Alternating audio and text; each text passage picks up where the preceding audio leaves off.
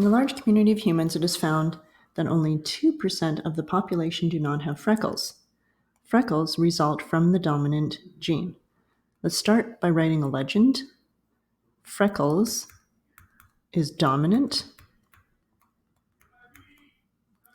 to not having freckles.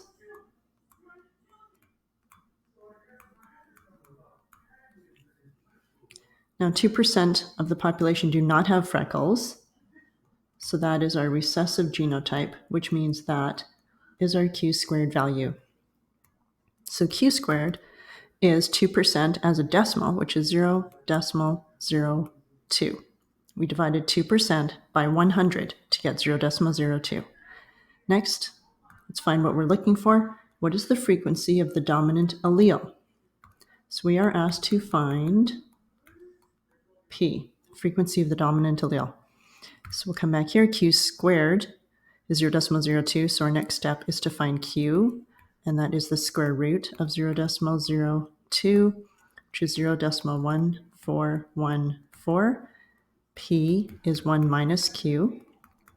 1 minus 0.1414 is 0.8586. Next, let's check how we're asked to answer it.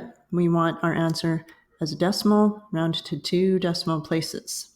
So we're going to round this to 0.86, and that is our final answer. In Tanzania, 4% of the population are homozygous sickle-cell anemics. 4%. So let's start there. They've given us our Q squared value, and is 0.04. We got that by dividing 4% by 100. Next, we are asked to calculate the frequency as a decimal of alleles that are big S and little s. So we are asked to find P and Q. So our next step is to find Q. Q is the square root of Q squared, so 0.04. The square root of 0.04 is 0.2. And then P is 1 minus Q, which is 0.8. And we'll check, did we answer the question? We want the frequency of P and Q, so we did. There's our Q value, and there is our P value.